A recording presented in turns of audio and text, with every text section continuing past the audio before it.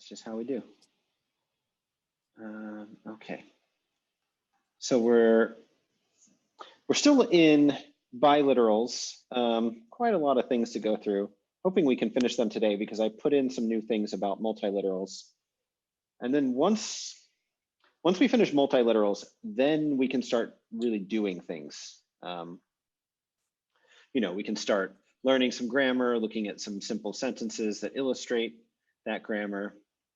And I think it will get a lot more exciting. I really front-loaded the vocabulary and hieroglyphs, and I think I might, you know, as I'm hoping to turn all of this into a book, I might soften it and spread it out a little bit because it's quite a lot up front. But the benefit is that we can really just roll along quickly when we get to grammar.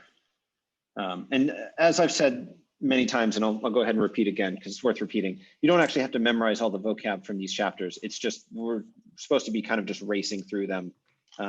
So you've at least seen everything once so that you won't be seeing it for the first time when we start looking at examples and things. We've also done quite a bit of talking about, like, you know, reconstructing pronunciation and tangentially related things. So let's try to blow through this. We have like 2 pages, maybe. I think we can do it. Do I have any volunteers to do like a few transcriptions? Kevin, okay. And then Michael, I'll come to you next. Okay, Kevin, what you got? Here we go. All right.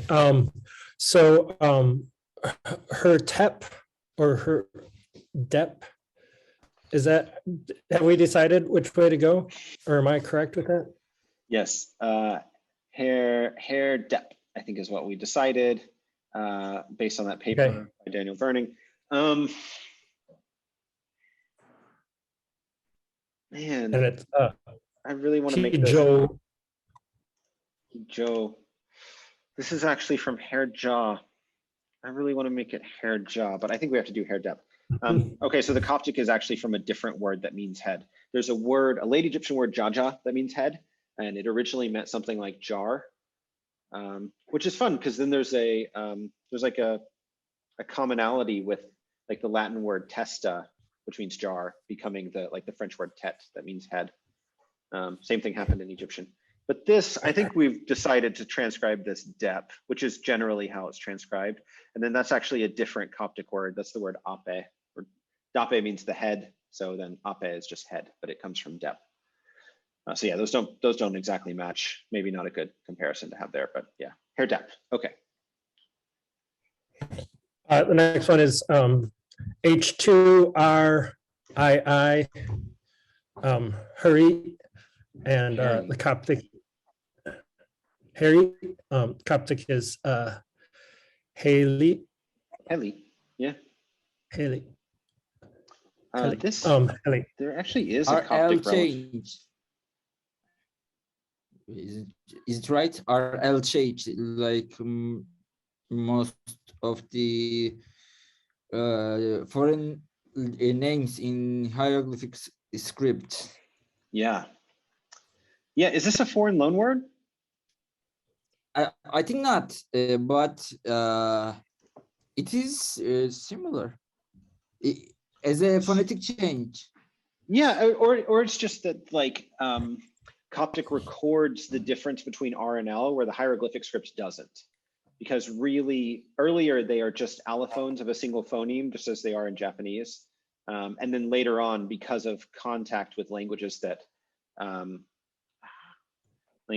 distinguish R and L, they started distinguishing them in writing where they didn't before. Okay. All right, the next one is just Hess, or it could be H2S. And for some reason, I want to add an I to it, just because I think I've seen it like that so often. Yeah, the verb to sing is hesi. To try, it's a third week verb. So it does have, the verb has an I on the end, but the noun is just written this way. Okay. yeah, I'm not sure what it would be, Hais or something. And then we really want a T, but there's just a feminine classifier. So yeah, I don't know. Hess is what it says. Okay. And the Coptic would be house. Yeah, host. I just put that in because it just occurred to me that I can put it in and then just mark that it's actually a different form of the word, but the same root. Hos is the word that it basically means hymn. It's the word that's used in the Coptic church for hymns. So yeah.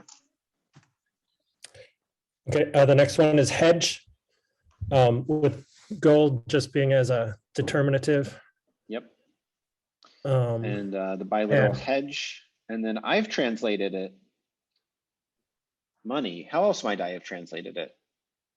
silver, because it's white, so white next to gold. All right, that's how I always remember it. Yeah, yeah, it's written in hieroglyphs as like basically white precious metal. So this probably a pectoral. This thing, this classifier is probably a pectoral with the ties hanging down. So it's like a large necklace essentially. Yeah. Yeah. And hat in Coptic. Yeah. And this is the general word for money. And then once we get to Wenamun, I think you'll agree that that this word should be translated as money. It's perhaps a bit controversial because most Egyptologists still don't think that the ancient Egyptians had anything that should be called money. I strongly disagree. And there's an excellent book by David Graeber called Debt, really famous book where he argues that whatever is accepted as payment for taxes is money, essentially, because it's if you like, death and taxes, like there's no avoiding taxes. You have to be able to pay them. Therefore, everybody needs whatever that thing is. So you can always trade for that thing, and you can always trade that thing for things of value because people always want it. And that's basically the definition of money. Money is arbitrary, really. It's just it's really like a collective delusion. We all just believe in it, and that's what makes it work. And it's essentially anything that that people always want, no matter what it is. Remember, yeah. As I remember, it's hedge name. Hedge words is actually loan words. Something like it's Semitic.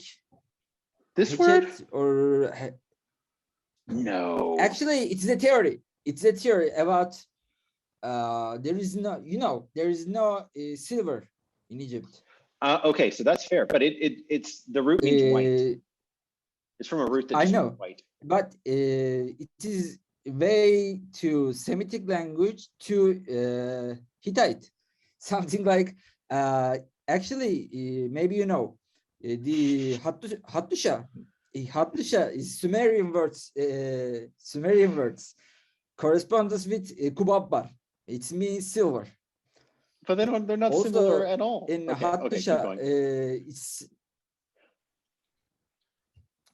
it is in Indo-German theory. I don't know it is so true or not, and comes from Levantine to Hittite to Levantine, or maybe just Indo-European to Levantine. After that, come into Egypt. I don't know. It's probably a theory. I think theory is being generous with that one, Mustafa. I think that sounds like nonsense. Once you started saying Hittite, I was like, oh no, are you going to try to convince me that like Hittite is Turkish and that every language in the world derived from? I was like, oh no. I don't say Hittite is Turkish, but no, you didn't. You didn't. No, I'm being very unfair right now. I'm being totally unfair with you. But I really don't think this is. But I can say Sumerians related to Asianic peoples and also nomads because of the language trace agglutinative. Yeah. Agglutinative, whatever. And it is similar words, something like dingir, and some of a bunch of list. Yeah, but I can say Hittite, Turkish, or Turk. No, you didn't say that. I'm just kidding with you. But okay, but like let me put it to you this way. Every single ASOR conference, there is a talk about how Sumerian is related to some language. And it's like, it's almost become like ASOR bingo at this point, to be like, what language will they say this year is Sumerian related to? And it's going to be like, it's like ancient Kamchatkan. And it's like, I don't know. Sumerian is an isolate as far as we know. And like every single attempt that I've ever heard of to relate it to something else has been. I don't say it is purely Turkic. I just say no, I didn't say you said that. Then I was wrong because it is pure not Turkic. It is that there were relation between nomads and Sumerian because of some words so similar. Okay, so they borrowed some words from like nomadic people. Yeah. Something like whatever we can talk after. Yeah, we should talk later because like complicated. It's complicated, and also like it's just such a fraught subject because it just has a history of. But I don't know. Sumerian is one of those languages where it's like it's like a magic mirror. Like linguists see whatever they want to see in it. So yeah, I'm always, including some of my colleagues, honestly. So yeah, I'm very skeptical. The second I hear like something is related to Sumerian, I'm just like, no, it's not. It never is. It never turns out to be. Anyway, okay. So thank you, Mustafa. I don't mean to be too hard on you or anything, but it's good to raise those points. But I think Hat is distinctly, I think it is, authentically Egyptian. But one thing you were saying is very important. There is no silver in Egypt. Silver does not naturally occur in Egypt. It has to be imported. And that actually is something that it will be interesting to talk about later when we start looking at how the text is using the word silver as a substitute for money, and then what that tells us about the world at this time period. Because once you know that they weren't mining silver, it means they had to be trading for silver. So why were they using silver as their default currency? Especially at a time when all trade is supposed to be occurring between royal palaces and not between like individual entrepreneurs. How do they all have silver then? Whatever is lesser than all of the elements or all of the ingots among the ingots, whatever the less, it is much precious because the precious and wealthier. Because of that, in Egypt, gold is not so much wealthier than silver, because so much. Actually, the other way around. In the Old and Middle Kingdom, the value of silver was roughly twice that of gold, and then in the New Kingdom, the value of silver drops to being half that of gold. And silver was the default. I don't know that. I didn't know that. Yeah.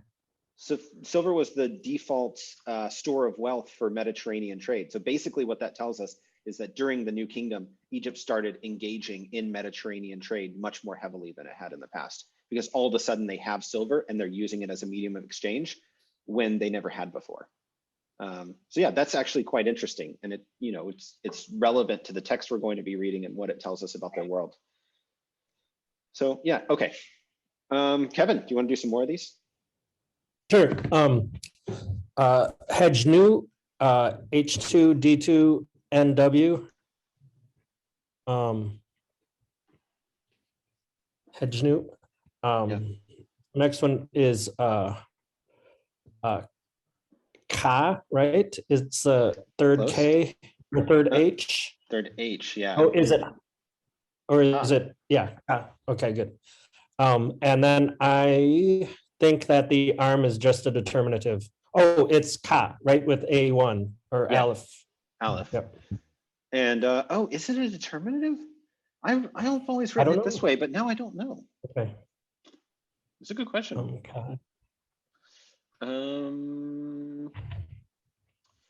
Alfield.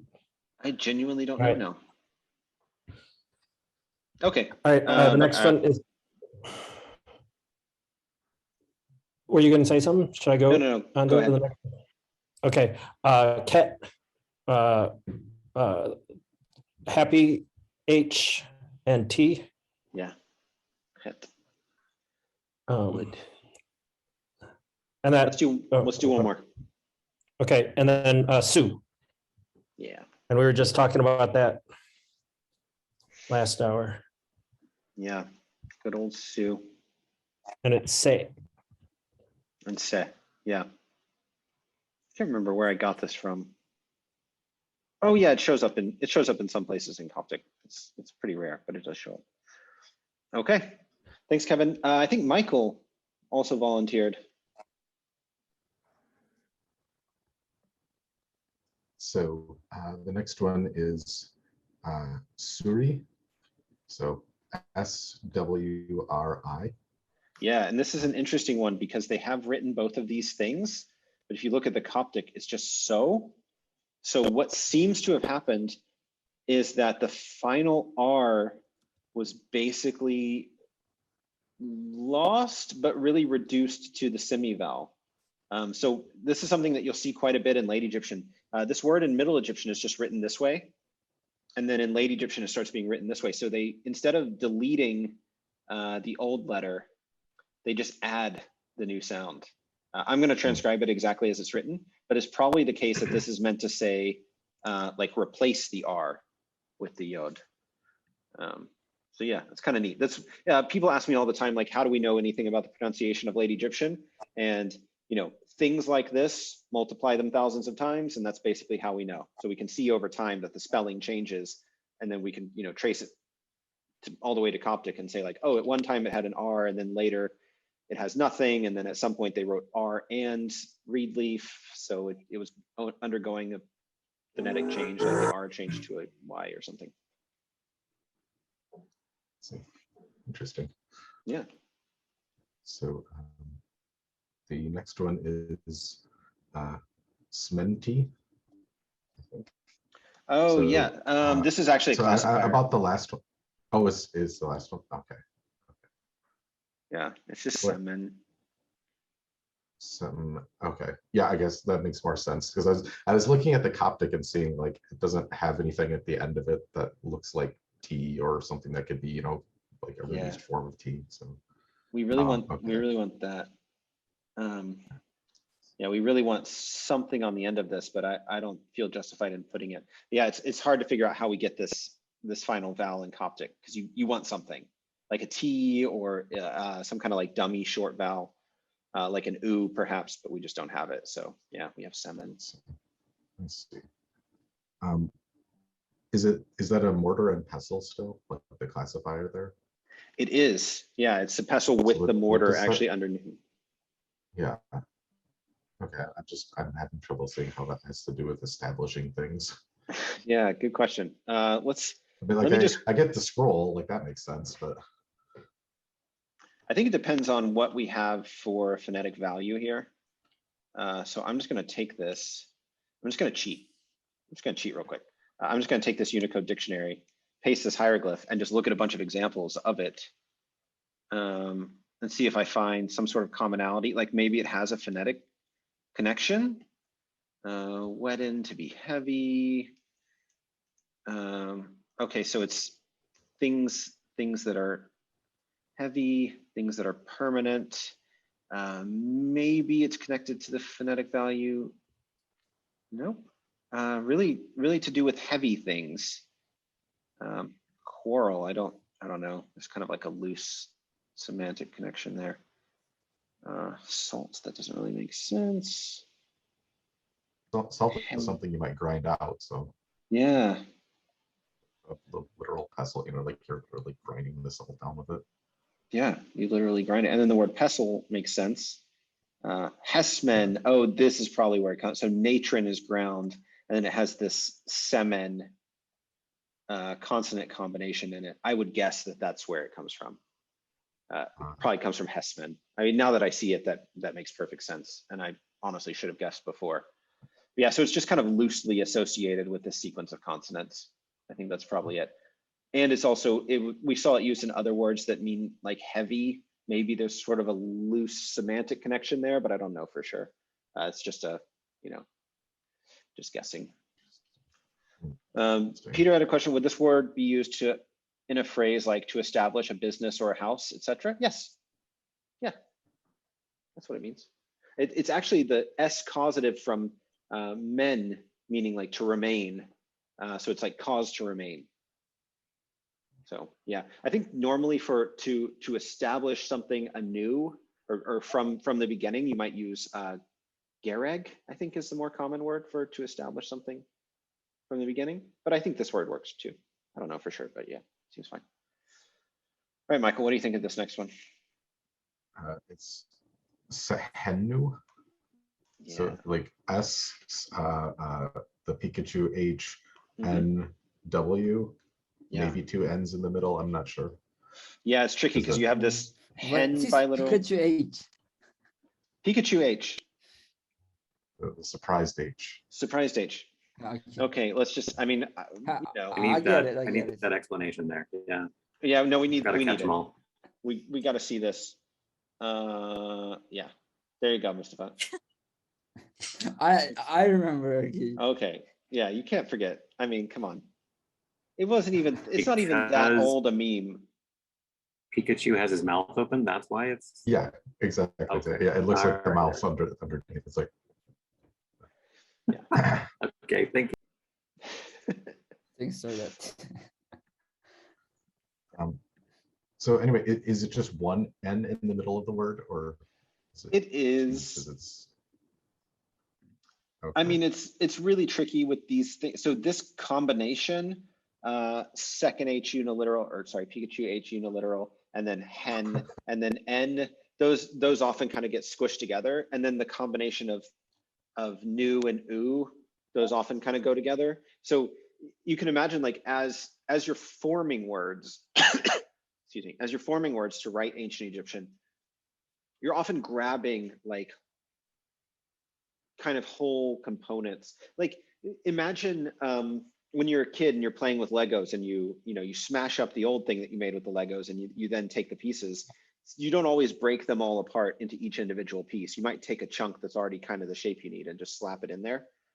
That's kind of what happens with these kind of things. So this hen chunk and this new chunk kind of tend to go together a lot. So what you end up with literally is the letter N being expressed 3 times in here. Yeah, that's what surprised me, because we've said before that if you have like 2 of them in a row, then you can kind of ignore one of them as a phonetic complement. But if it's more than 2, then it usually means there is actually 2 there. So, right. Yeah, that was the thing I told you before, and that thing I told you before was wrong. I mean, it wasn't the whole story. Yeah. But also Yeah, just like at the time I thought it was correct, and now I realized that it wasn't. So it was just wrong. I was just incorrect. Well, no, I mean, I get it. I get it. You're trying to explain an incredibly complicated and The thing about it is system, which means it's got a bunch of inconsistencies in it. Yeah, it's so organic, and like once you get used to reading it, you stop noticing. And then so then it becomes hard to explain because it's like, oh, it's just like you put those things together and it makes this. Like that's not a useful explanation, but that's how it is. Oh, we have questions. Aurelio, question. Like, oh, Ethan.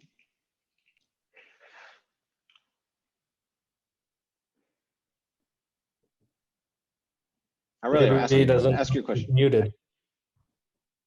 Oh wow! Okay, thank you. I was saying we have the new at the end, the NW, and I was wondering if that's because of the syllable structure of this particular form of the word. So in other words, if it were, I'm just making it up, Sachen or something, or Sechan, and ends in N, then maybe it would really just be surprised age, the vegetables there, and the waterline.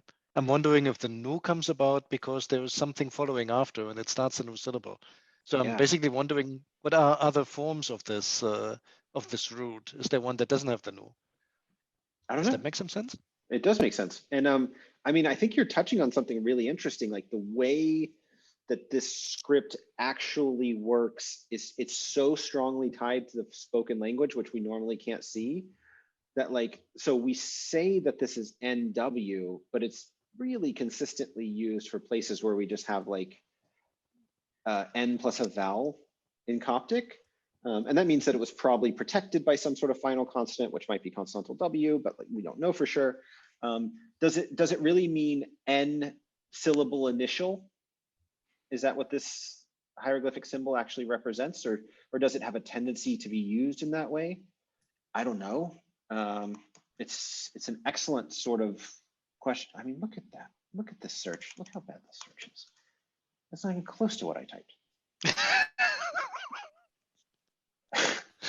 Oh, it has sluggishness. Okay. Let's see. Yeah, here we go. Oh, there you go. And here's the thing, in hieratic, the N would probably be underneath the vegetable, right? So exactly. It would be, yeah, these would be like. So, and so I'm thinking about this a little bit like, I think Sumerian does that too. So you have like the big sign that basically carries the meaning, and then you have some kind of phonetic extension, and that starts again with the last consonant. So instead of just having okay, maybe this verb form really ends in a sorry, not verb form. This particular form of the word ends in a W, but since the syllable starts with an N, you're just going to write nu again, because hey, it's like that later example that you mentioned, Christian. If you want to write later with an, I would write it L number 8R, but you said a lot of people write it L-A-T-E-R because they want to get that T in there since it belongs in the last syllable. So that's sort of, yep. I've seen it written. I mean, that would be late there or something. It doesn't make sense to me. Later. Yeah, there's kind of just like it's very fuzzy too. It's like you have a sense that like you need really a whole new thing because a syllable final consonant isn't really understood as being exactly the same as a syllable initial consonant. Like cognitively, they're different things, even though phonetically they're identical. That's where I was going. Yeah, absolutely. That's a really good way to think about this too, because you know, when you're starting out and I'm explaining it, I'm kind of giving you this very like rigid algorithmic way of doing these things. And this is the perfect example of like why that is flawed. Because when we were talking about phonetic complements, as Michael said, I gave you this rule that's like, if it's only there once, it just gets absorbed. But if it's there twice, it means it really needs to be there. And that's true 90+% of the time. But then, you know, it breaks down before we even get to the end of the chapter, because it's just not, it just doesn't work that way. If you start thinking about like what the word sounded like and then what it feels like to go try to represent those sounds using this kind of system, then it makes sense. It just feels natural. So yeah, it's a good way to think about it. Okay. Window. Michael, are you you still going strong? I am very strong. All right. So the next one is Seshedet. So S-Shin-D-T. Yeah. And then the Coptic? Shosht or Shosht or something. Yeah. So what happened? Shosht. Something changed. So like the initial S and SH probably came together to just become SH. And then I don't know. So like I'm thinking like the middle SH sound influenced the next D or something like that to make it be similar. So yeah, the middle sh sound influenced the previous S and made them identical. It's a feature it's a linguistic phenomenon that is especially prevalent in Coptic called sibilant harmony. And this is basically, it's the she sells seashells by the seashore problem. We have a natural tendency to try to unify those as one or the other because it's very difficult to switch. And Coptic shows this quite a bit. So a whole lot of Coptic words, you'll see this happening.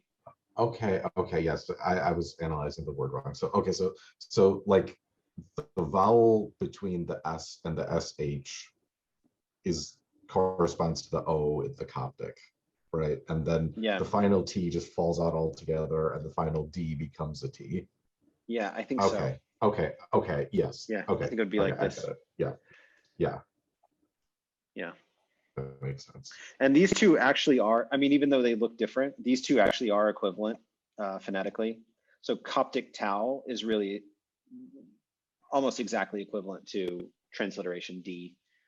Transliteration T is most often equivalent to Coptic theta, aspirated T. Not always, but for the most part. Yeah.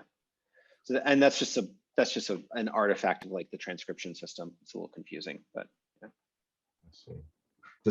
Does delta not get used then? It gets used in Greek words and occasionally in places where the Coptic word T is sort of like forced to be voiced. Then they might use delta there. So Coptic stops are have voiced and voiceless allophones. They're not actually phonemic in terms of voice. So you could presumably pronounce tau as a voiced or voiceless consonant. But if there is a case where, because of the phonetic context it's in, it would definitely be voiced, they might write a delta there. That's really the only time in native Coptic words that you see a delta. So delta is basically equivalent to a voiced tau. But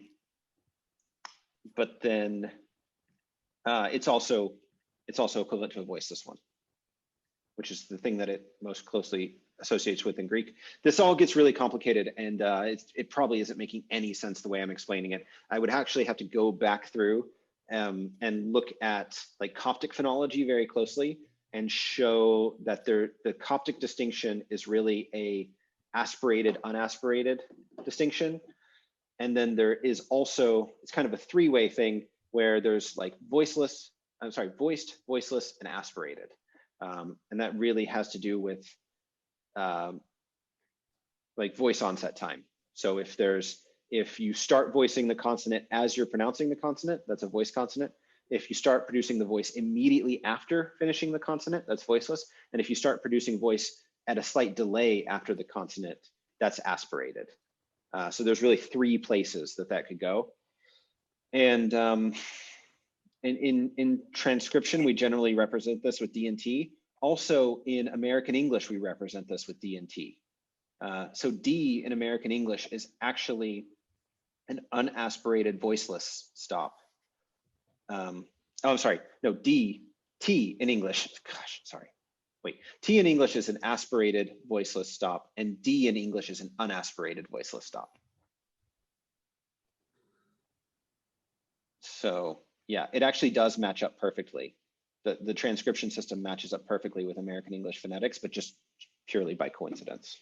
That's a lot, I know. We'll come back to it.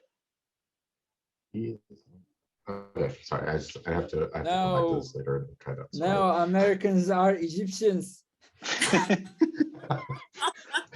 No, we're actually Awesome. ancient Sumerian is distantly related to American English. Wow. Bringing it back. I mean, love it. Technically true if you go back far enough, right? Yeah. I mean, Yeah, I thought we all came from Hebrew. All but the way yeah. back to proto-human language. Yeah, like Yeah. 50,000 years No ago. or stratic. something. Yeah. Oh, and the okay, question in here, why not shoshte? Why isn't there a little short vowel here? I don't know. Presumably there was at some point because it's feminine and it really needs that. I think it's masculine. So maybe it might have gone through a gender change, which happens a lot between late Egyptian and Coptic. But I could be wrong about that. I don't know. Is shoshet? Shoshet. I think it's masculine.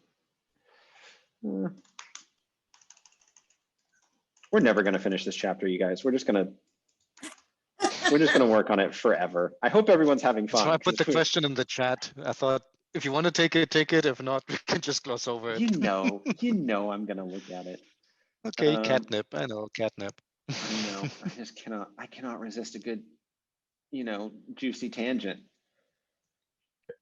So please don't take this the wrong way, but the random tangents are at least as good as the actual material that we're supposed to be covering. How could I possibly take that the wrong way, Michael? That's the loveliest compliment I've ever received in my life. And like seriously, I don't mind at all that it's taking us like, months and months to get through like the first couple of exercises, because like you learn so many exciting random little tidbits along the way. That's what I'm here for. Totally. This is awesome. Yeah.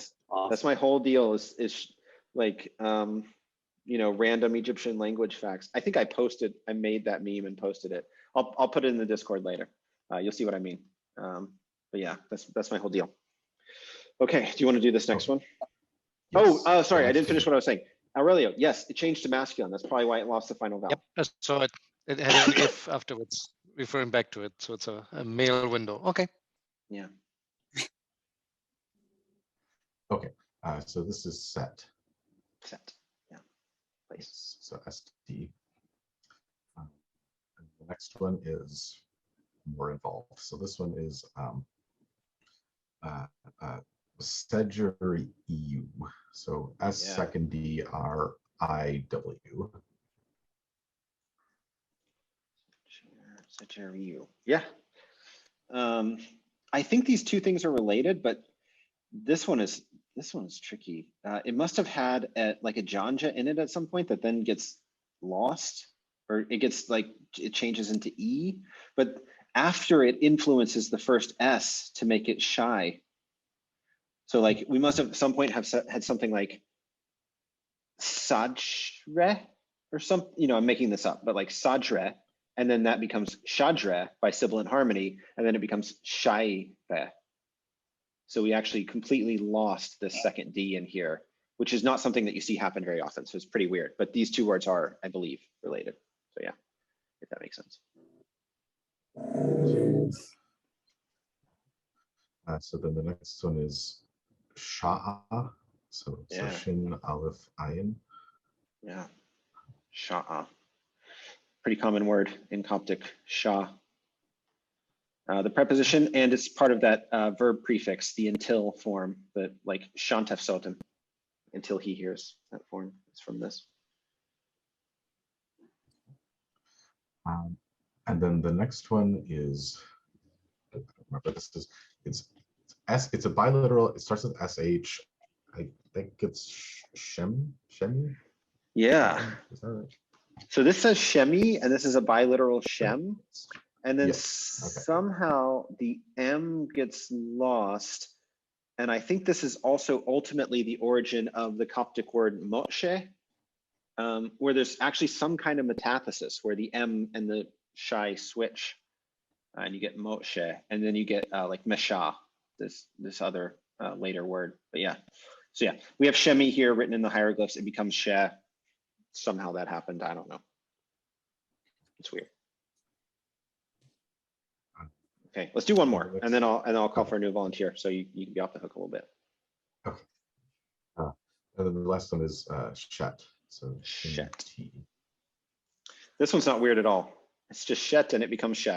It's your most standard late Egyptian to Coptic transformation you could ever ask for. Lost the final T. It already wasn't pronounced in late Egyptian, so it's She, and it becomes She. All right, thank you so much, Michael. That was a lot, but we made some real progress. Can I get another volunteer to do some more of these? I think we're almost finished. You might be able to finish the chapter. Can I get a volunteer to finish the chapter? Maybe I can do that. All right, Mustafa, let's go for it. Kemet. Yeah, Kemet. Kemet. Gemi. Gemi. To find. This is the third week where the weak consonant is actually written here with like the double tick, the dual sign, which I transcribed as Y. This sign is actually hieratic form of the double Egyptological yod.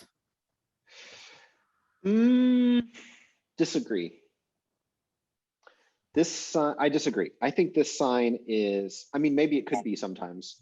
Although double yod is often written in hieratic as it's not my thought. It is probably it's Ellen. Yeah. Does Alan say this? Yeah, he does. Why would he say that? Because that's not true. I mean, it's, so what it is, it's, maybe he's distinguishing between this and this. No, I can't make that correct. Okay, so basically what it is, it's the dual equivalent of the plural stroke, and then it gets its phonetic value from the phonetic value of the masculine dual ending, which is we. And what happened was very early on, Egyptian would mark duals and plurals by repeating a classifier. So let me find a simple noun that I can use to show this. Set. Set's a good example. Okay, so I could write set place like this. And if I wanted to write places, I could, in theory, just do this. And this would be suit Yeah. places. Or I can basically do that exact same thing. And then because I'm lazy and I don't want to write it 3 times, I can just say like, okay, classifier times 3, right? Places. And these 2 things are equivalent. That's where the plural strokes, these 3 ticks, that's where that comes from. The same works perfectly for the dual, which is no longer productive in late Egyptian, so we won't really see it. But you could, in theory, have, it doesn't really stack very nicely, but you could have 2 places, which in this case would be seti, 2 places. Seti. Yeah. And, or I don't know. I mean, I don't know how to do the phonology with the way I've done things, but whatever. It's got an E on the end, right? It's the feminine dual. Or, you know, just like in the other example with the plural, I feel like you're all with me, and I'm maybe taking too long to say this. Just put 2 ticks for the 2 houses, right? But then, because this is so often used for the dual, it starts being associated with the vowel that marks the dual, which is, or the semi-vowel, the E sound that marks the dual in both the masculine and the feminine. So it acquires that phonetic value, and then it's able to use it elsewhere, as here, where it's being used basically to mark the fact that this is gemet without a final T. It's got a final vowel on the end, and then this sign is being used to represent that fact. Wait, what did Jim say? I already forgot. What did he say it was? Oh, it's the double reed leaf. It's like a hieratic abbreviation of double reed leaf. Yeah. I don't think so. I mean, I'm sure he has some reason why he thinks that. He doesn't just say things randomly, but I would have to see his reason. Because the explanation that I just gave you, I've seen the evidence for that, and it's quite abundant. So, I mean, if there is a case. It doesn't make sense either hieratic form or not, because it is just a Y sign. Well, and in hieratic, it's its own sign. It looks different from the double reed leaf. And in hieroglyphic inscriptions, it's its own sign. There's like a 1-to-1 correspondence. And I don't care, actually. I don't care. It is just a script, just a letter. Yeah. Okay. So yeah, I mean, I don't want to contradict him too aggressively because he's not here to defend himself. If he were here, I would certainly argue with him about that. Yeah. Yeah. Okay. Anyway, I'm looking Aurelio, through question. the 3rd edition of Allen. Wait, say again? Oh, I was looking through the 3rd edition right now, and I can't find it in the 3rd edition. So maybe he took it out.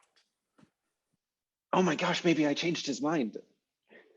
That was fast. You just said it a second ago, and it's gone. No, it wouldn't surprise me at all if he and I have had this literal argument in person at some point, and I just don't remember. The students in the phonology class that I TA'd for like several years ago, I'm still friends with them, and like, so I was talking to one of them recently, and she was saying like that class was her favorite class ever because it was just like, it was like watching your parents argue about the silliest thing in the world. It was just me and Jim Allen like arguing things like this, and like just wasting the entire 3 hours of class arguing something like that. Apparently really enjoyable to watch. So yeah, anyway, so maybe I argued with him about it before. I'm pretty convinced of my answer. Just because like, if you read Old Egyptian and you see cases where like they've doubled the sign and then later on you start seeing this sign start showing up only with the dual, and then it starts being used in other cases where it's this phonetically, that progression is just so obvious, and it's how scripts work. They, you know, they abbreviate things and then they acquire things based on phonetic correlations. There's nothing incomplete about that. I've never seen the other thing where this is used for double reed leaf. I've never seen that happen. They're actually very distinct in hieratic usually. So I don't know. Okay, anyway, that's enough about that for sure. Aurelio, did you have a question unrelated to? No, I was just going to add that I had heard that same explanation. I've seen it somewhere about the double reed leaf being abbreviated to the double strokes. Yeah. And I think where it probably comes from, I mean, if you look in later texts, they do really interchange, right? For example, say the pi, what do you call it? The pronoun. You can write it with the double reed leaf, you can write it with the double strokes, and it's the same thing. And I think that may have put people on that path to say, oh yeah, one is just an abbreviation of the other. It looks convincing, but to your point, if you look Middle Kingdom hieratic, the double strokes, they're very distinct. They really look, they have two very fine strokes. They don't look like the two reed leaves at all, from what I've seen. So I think that may be something that maybe came out of early interpretation of later texts. If that makes sense. That's something somebody thought because it could be so, and it just got passed along until somebody realized.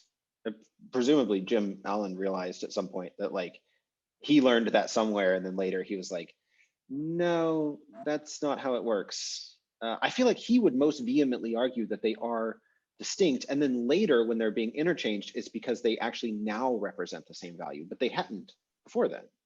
So yeah. Okay, cool. What a dumb theory. Match is saying Gardiner and Hoch both say those are variants. Yep, I remember reading that too. Yeah, I don't think so. I really don't. Okay. Okay, Mustafa, do you want to do the next word? Yeah. Ta. T and Aleph. T and Aleph. And it's very rare in Coptic, but it does survive as ta. Yeah, kach or much more used. Yeah. Instead of to. Yeah, it's very, very rare. Kachi, yeah. Chai. Okay. Second T. Yeah, Aleph and Y. I'm going to insist. Yeah. Tiu. Diu. Yeah. Or radio. Or sometimes, yeah. No, it's just Diu. It's just Diu. Okay. Deet. Yeah. Dunu. Dunu. Yeah. Oh, I have to stretch out. Originally, it meant to stretch out. I wonder what it means in late Egyptian. I'm just going to put this as an alternate. But it means like to get up, to rise, in, you know, what you do in the morning when you get out of bed. It's that. It originally meant to stretch out. And then it came to mean like to get up. This means to get up. This, I don't know. Somewhere in between to stretch out and to get up. Demi. Spell it. D-M-E Yot, yeah, and T. Like this? Yeah. Oh, I'm always writing this one this way. Just for consistency. Yeah. Okay, and one more. Oh my gosh, are we really almost done, or did I? Yeah. Okay, we're really almost done with this Another chapter. page? Is there another page? That's There's it. no secret page. Jeru. Spell. G, second D. Second D. R and wa. Wow. Yeah. Okay. This is actually really good evidence for that hypothesis that the like sticking a semi-vowel on the end often means put that vowel inside of the previous syllable, because here we have a biliteral, which can't be broken up. You can't actually put the vowel in between. I guess you could put it here, but then it's still after the biliteral. And then this would have been jur earlier. That's where the eta comes from, a long u sound in earlier Egyptian, including late Egyptian. Yeah, that sound change hadn't happened yet. So yeah, in late Egyptian, this would have been jur or gyur, and then der in Coptic. And then the W is written after, although it goes inside for sure. But yeah, more evidence for that. Does the equal sign make a sound in Oh, great question. And that's actually the wrong sign. Thank you for asking that question, because it made me realize I put an equal sign by mistake. It should be this. And it's a question that's worth asking, because even Egyptologists get this wrong a lot. This thing, slanty equal sign, is the connection point for a suffix pronoun. So if you wanted to say all of it in Coptic, it would be deref, right? With the suffix pronoun. Can we use instead of this to just dot, like in Middle Egyptian? Can you put a dot here to show that it's supposed to? I mean, yeah, you can do whatever you want, but like Coptology has a defined character for exactly this purpose. It means attachment point for a relative pronoun. What you should not do is write this, which a lot of Egyptology books do. You'll even see it sometimes in like transcription. People do something like this. Yeah. And that's technically not correct. That should be like this. And then this, it shouldn't be here at all. It gets replaced by the suffix pronoun. But yeah, it just means attachment point for suffix pronoun. I think Collar and Manley in their intro to hieroglyphics do use the equal sign for the suffix pronouns.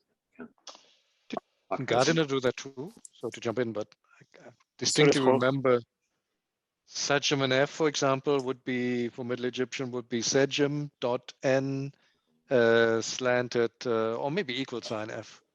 Oh, does he do that? I think so. I think it's the older convention. Gardiner, I think not. I could be wrong. I thought he did. Haven't looked for a while. Well, we're finished with the chapter. We're going to start chapter 3 next time, and we finished a little early. So look at that. So we can go on random tangents. We can go on all the tangents that we want to go on. We've never done that before. Sorry. Actually not. No, he doesn't? Okay. No, I always stay on task. That's why it's taken us 2 months to get through 2 chapters. Just use the bookmarks if you have. Yeah, do I? I mean, no. I have crappy ones. Yeah, the nice thing about the tangents is that you don't actually have to know them. He uses, what does he use? He uses a little interpunct. Oh, indeed, yes. He does. Interpunct is a good what I said. He choice. doesn't do that. He uses an interpunct. I saw them. I saw it like the equal sign, mostly French, and yeah, mostly French Egyptologists. Oh, okay. Michael says slanted equal sign is the way that you write hyphen in German cursive. Yes, that's correct. Really old, So though. I mean, nobody does that anymore, but Yeah, that's like a pre-war thing. yeah, that's like if you read like things from the 1800s that are written in German, like they have a very different way of writing cursive. It actually looks kind of cool. I like it, but yeah, definitely dated. Very dated. It's also like in Coptic, it has like a well-defined role where it, like if you have 3 verb forms, you have the absolute form, you have the pre-nominal form, and then you have the pre-pronominal form. It distinctly marks that as requiring a suffix pronoun, right? So it's like, it has a well-defined role. where it's needed. It needs to tell you, because otherwise you might not know which form is which. You can often guess, but if you can't, then you need it to be marked somehow, and it does that marking. So you kind of don't want to, want to dilute it by using it in other places, but people do all the time. I mean, it gets used for so many things. I didn't know this about Hoch. Why does it keep changing to a different thing? I mean, if you just type SegMNF into Google, you'll find quite a few examples with the equal sign.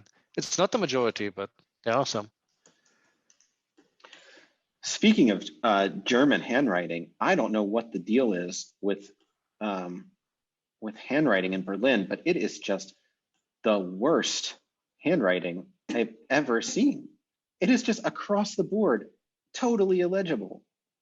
So Could be worse, could be has Russian. Oh man, Russian handwriting is just, I don't even know how native speakers can It's read that. evil. Yeah. No, this one doesn't have it. I hate Cyrillic. I'm wondering where have I So seen weird. this? Yeah. So I'm just using this to quickly see if I can grab a bunch of examples.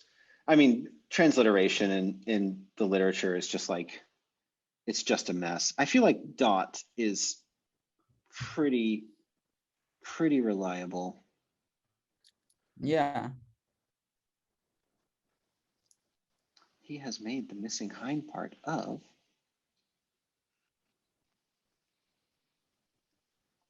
what? Not of the text, apparently. Missing hind part of sir not appearing in this text. Okay, so for next time, I wrote a thing about multiliterals, which is maybe helpful, and then we have some examples. There, it's at the bottom. So it's just like a short thing, and then there are some multiliterals that you will study, and then we have exercises. So that's what we'll do. Starting next Saturday, we'll do multiliteral exercises, which aren't actually that long. It's just like 2 pages. And then So like 4 weeks. yeah, right. So sometime in 2022, we will finish chapter 3, and we'll go on to, we'll start doing some grammar. Sweet. I'm glad y'all are having fun, even if it is at my Yeah. expense. All right, I'll y'all have No, a I great think week. it's genuine fun. No, I think it is too, and I'm super thrilled. Yeah, everyone have a great week, and I'll see y'all either tomorrow for office hours or yeah, next Saturday, whenever. Thanks for coming, and bye everyone. Thanks a lot. Thank you.